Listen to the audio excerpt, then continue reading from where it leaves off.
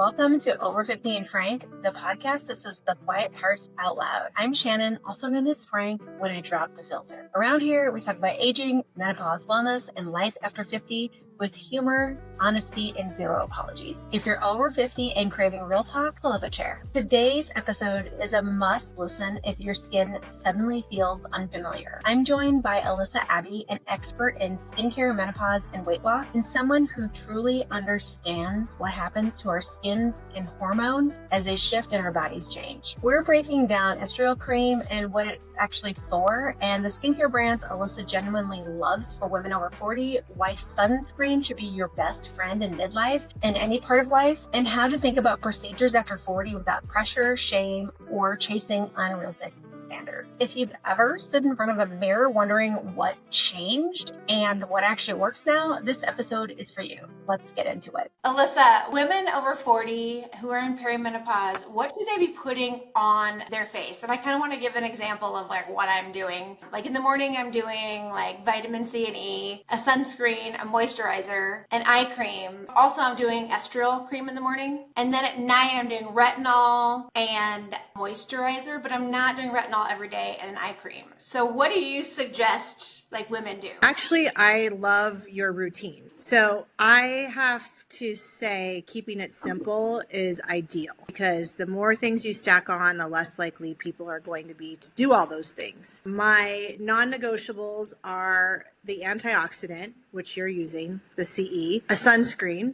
and I like to combine my sunscreen with my moisturizer. So it's a one stop. You're not doing a sunscreen and then a moisturizer or vice versa. So just one thing. And then an eye cream, of course, AM and PM. And then at night, a retinol or hyaluronic acid or glycolic acid, like anything that will exfoliate. And then because we live in Central Oregon, a moisturizer. And I think it's fine to space out your retinol every other night. I have been not doing my retinol as I should be doing, but I will say that I haven't also been washing my face at night. So what's your opinion about that? I too am guilty of this, and I've worked in dermatology for 18 years. You know, honestly, I think if you can get it in the morning in your shower and you just get too tired, I usually wouldn't make a practice of that, but of course there's exceptions. I did like that you're using the Estriol cream because I'm seeing great benefit from that. How I've been incorporating that into my routine is I spot treat just like on certain lines, like around the eyes or around the mouth at night after I do my retinol. I love that. How do you feel about Estriol cream, and do you recommend a certain brand in the morning? That's like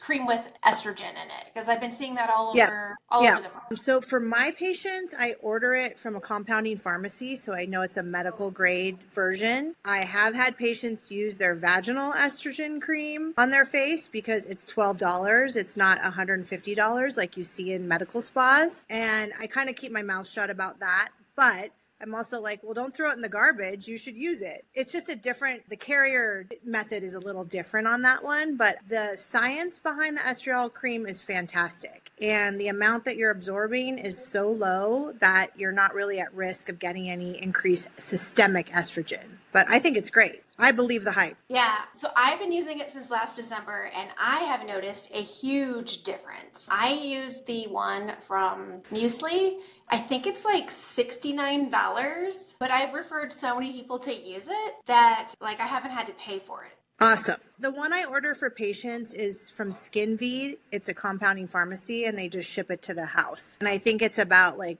around the same price. But I think as long as it's a good brand and the percentages are right, then you're probably good to go. Okay, brands that you love for women over 40. Mind you, we're going to talk about women over 50 in just a second. But brands you love for women over age of 40. I believe in medical grade skincare. So that's I just feel like if you're going to put your money towards something, you might as well buy something that has some scientific basis to it. I do love the SkinCeuticals line. It's very expensive. I like the Maylove line also because they've come up with a competitive price point for their serum, their CE ferulic or their vitamin C, vitamin E serum. So I switched from like a $182 bottle of CE ferulic to a $40 bottle of the Glow Maker, which is the Maylove brand. I use Elastin for my sunscreen. I love their tinted sunscreen. I love the AGEI from SkinCeuticals, but that is a very high price point. And I recently just switched to some Korean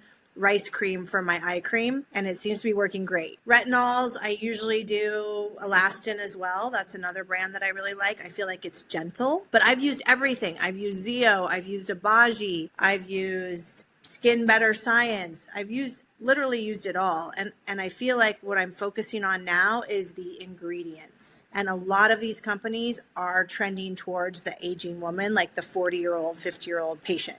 Or consumer, I should say. So I have a really good friend that's an esthetician, and she has always said, like, women in their 40s are sometimes too late to all these things. When should women start doing the sunscreen on their face, the vitamin C and E? What's your opinion on that? That's a great question. I feel like sunscreen should start in our 30s, if not our 20s, if not our teens. If it just depends on if your mom was pushing that on you like mine was. I've been doing the vitamin CE serum for almost 20 years. So I don't think that there's too early of age to start that, because that is scavenging free radicals. So that's not only helping brown pigment, it's helping prevent skin cancer. It doesn't really do much for your wrinkles, but it helps get rid of those basically oxidative stress in your skin. So I don't think there's too early of an age. And then moisturizer, again, not too early of an age to start that. Retinol, probably, mid 30s would be a good time to start that. We both have teen girls, correct? Tween. Mine's 11. I have a 13-year-old. You have a tween. I also have a 17-year-old son. My kids did not believe me that if you washed your face, you wouldn't get acne, and if you put moisturizer, you wouldn't get acne. And they thought it was so counterproductive to wash your face and put what they thought was oil on their face. Technically, it wasn't oil. So the second that the pediatrician told my daughter, who's 13, to start washing her face because she didn't believe me, 2 months later, all of her acne is gone. And I modeled this behavior, and I'm sure you're modeling this behavior with your kiddo. Plus, you're a professional, but you're also a mom. How do we get our teens started with the washing our face, using the sunscreen, without nagging? Yeah. Oh, I love this question. I do think the modeling behavior helps. I also think having it come from someone not you helps. So even if it's an extra doctor visit or copay visit to have a professional say these things, it's just like skiing. I have been skiing since I was 3, but I put my kids in ski lessons because they are not going to listen to me. Also, if they're seeing the results, right? If they're using something that suddenly their acne is clearing up, that's going to be enough proof for them. And one thing I counsel my acne patients on is if we don't moisturize, our body produces more oil, which is counterintuitive, right? You think if I put moisturizer on, I'm going to get greasy. But really, if you dry your skin out, your body is going to create more oil, which creates more acne. And I like the brands for teens and tweens like CeraVe or Cetaphil, just like very gentle, no scent, no essential oils, not expensive, just very hands-on, very easy to use. Both of those companies have come out with acne lines. My daughter uses the Dermalogica line only because she went and researched and said this was the best, that she went on Google and found it. And so I bought it for her. But then when I tried to get her to switch to something else, because I was like, hey, you might have read a marketing, because I'm in marketing. You might have read a marketing post about this. But she's really scared now to switch from her cleanser. Moisturizer she uses something that I have. Whatever I have, she doesn't care, but it's she is scared that if she switches her from that brand, she's gonna get acne again. And it's hey, you're young and it's healed. It's just been kind of tough because she's I don't want to go back to she had a forehead of acne. And that was the only place she had it, ALYSSA, was on her forehead. Well, I would say if it's encouraging her to use it, maybe it's worth the price point on there. But I think that's really in her head, especially if you turned over the back and looked at the ingredients, you'd probably find something comparable and less expensive, but maybe not in the pretty packaging. We're going to go from teens to women over 50. We talked about women over 40. We kind of also talked about Estriol cream. You and I are the same age. We're in the same year. We're ladies over 50. I'm proud of that. I started using growth factors 2 years ago, but I'm also now using a vegan growth factor, and I haven't really noticed noticed any difference. What should a woman over 50 put on their face besides all the things we just mentioned? So starting age 40, your estrogen is basically declining, but it's at a pretty slow rate. Then you hit menopause and we have a 20 to 30% decline in collagen. So when patients come to me and they tell me literally like, oh my God, my face is falling down, they experience that almost like an overnight. And that is because of that dramatic loss of collagen that first year of menopause. So I think we have to hedge against that and like up our game in anticipation of that. So I would say everything we talked about up till now, in addition to something that's going to promote collagen stimulation. And that might not just be topical. I mean, the topical things that encourage that are retinols, something that increases cell turnover. But we've got to do more.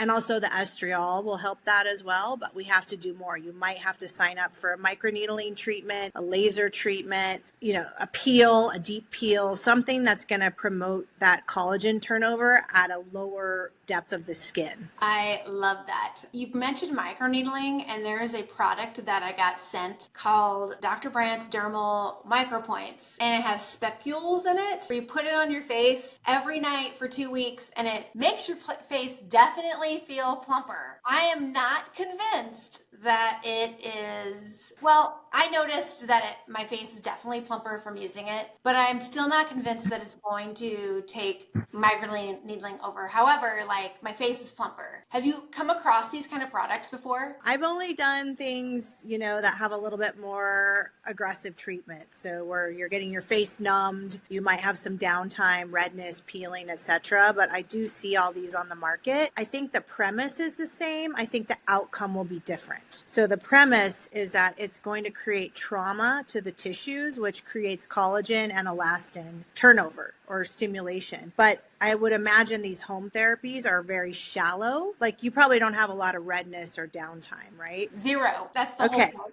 point of them is like you're not supposed to have downtime. You're supposed to like be able to wake up the next day. I noticed definitely that my face was plumper, but I feel like getting your face numb and having your face needled I don't mind being down. I don't actually mind the price because I know it works because I've had it done. I know it works. So. I agree with you. And I think some of these products, like we don't know where the products are being manufactured. I don't really know what's in these like serums or spicules. I understand the concept, but because the treatments that you get done in office are medical grade, you know that you're getting like the needles going deeper, you're getting a sterile product, you're getting exosomes and growth factors in the recovery serums, and you might have some more downtime, but you probably have better results. Alyssa and I go way back. Alyssa and I started working the same day at the same place like 18 years ago. What I know Alyssa for is the microderm, the microneedling, the IPL. So I want to talk about procedures that you do that you love for women over 40. And I've had the derm, the needle, and the IPL. I had IPL and my face literally like ballooned up,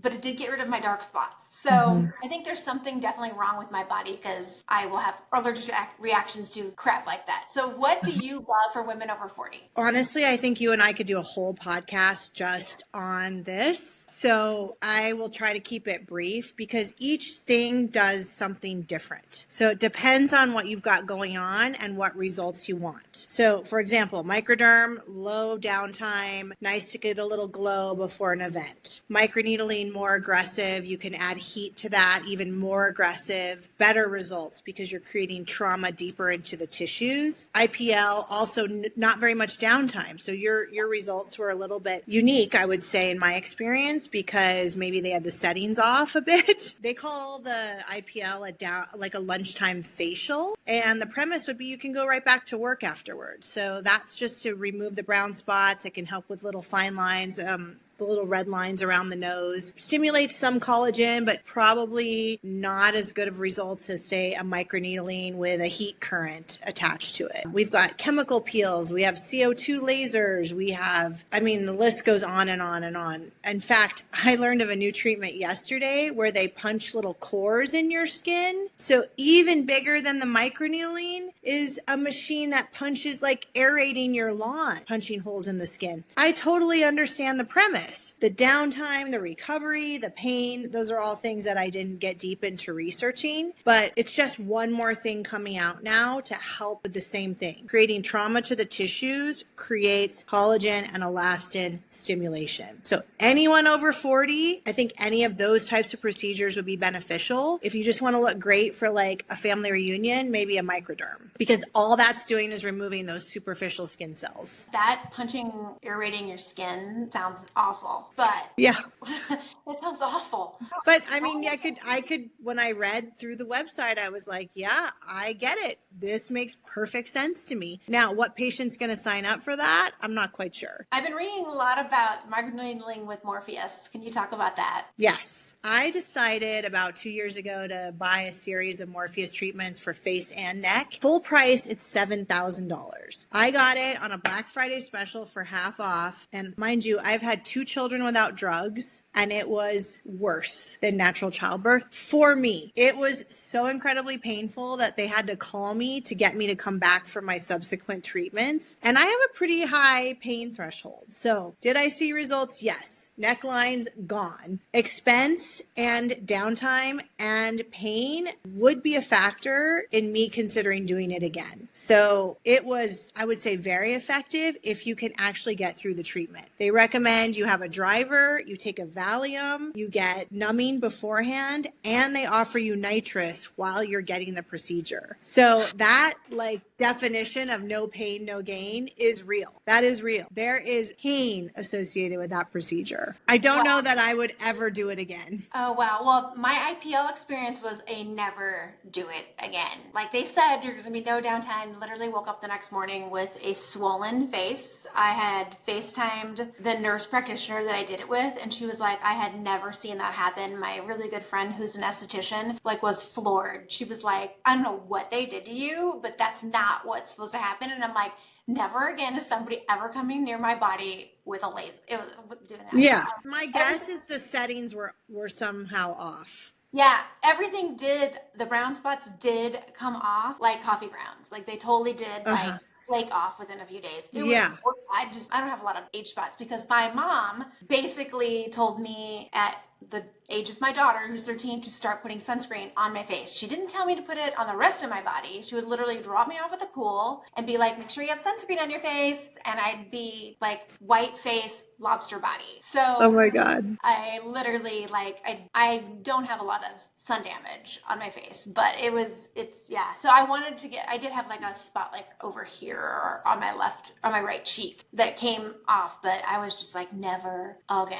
I mean, the only thing I've ever done is you did microderm on me twice before I had like my daughter. And that was, she's 13. So that was like 14 years ago. I've done microneedling. It's my favorite thing to do. I love doing it. And I've only had Botox on my lip to do a lip look, but I've never done Botox. And I don't feel called to that. I feel more called because my lips are like, I wish I had plumper lips. So well, Shannon, we'll have to get you in for a lip treatment. I may or may not have some extra samples right now to get you dialed in. But yeah, if you want to launch into those topics, I would say that everything has a place. And, you know, as I said, we could devote a whole podcast just to this, but they have different necessities. Like Botox is something I started at 31 because it prevents wrinkles, right? It prevents those muscles from contracting. You're just lucky that you have gorgeous, youthful looking skin and you don't need Botox. But some of us with really strong forehead muscles, really strong glabellar muscles, we do need that toxin. The thing I most recently got excited about, well, number one, microneedling. I absolutely love it. I brought it into my practice. I think it's amazing. I see the results. That collagen stimulation continues well past the treatment. So it's not just like a one and done. Your body is still working to produce collagen for months afterwards. Is Sculptra. Do you know much about Sculptra? No, I have a friend that's doing it and is kind of documenting on Instagram. So tell me a little bit about that because I've heard good and bad things about it. Yeah. So Sculptra is a biostimulator. A lot of people are fearful of using filler because they're like, I don't want to put a substance in my skin. Well, filler is made with hyaluronic acid. So it is actually something that we naturally produce in the body. But Sculptra is a biostimulator. So it causes your body to produce its own collagen. And the results last about 2 to 5 years. So patients are really getting that long-term benefit from it. And it's just a way to thread in basically collagen stimulator all through this area of the face. And there's not a lot of downtime. It is a little bit, you get a little sore because there's needles being, stuck under your skin. But I would say just about 5 days of some discomfort and maybe some bruising. But I think it's a pretty awesome treatment because it's our body working itself. It's not a foreign substance, in our body that needs to be dissolved. So it's expensive, like all of these things, but it's more of a natural look because we're not just placing filler like on the cheeks or in the lips. It's just sort of this whole area being treated. Oh, wow. Okay. So yeah, like I said, I had one friend that was talking about it and she's 30. And I was like, wow, that seems kind of young, like to be doing that kind of stuff. But now the way you explain it, now I'm like, I'm going to have to look into it more. Do you do Sculptra? Yeah. Well, I just had it done last week and I have zero bruising, but I am considering bringing it into the practice. It's about $1,800 to $24 a treatment, and patients need 3 treatments. So it is a price point that may not be accessible for some people. But when you think about like a facelift or something and getting those same results almost as a facelift for some people, it's a lot less than a facelift and it lasts 2 to 5 years. Side note, where'd you go? Spa W? Yeah, I was doing a training and so not only were they training me on it, but they needed a model for it. So I just turned 50. So I was like, yep, sign me up.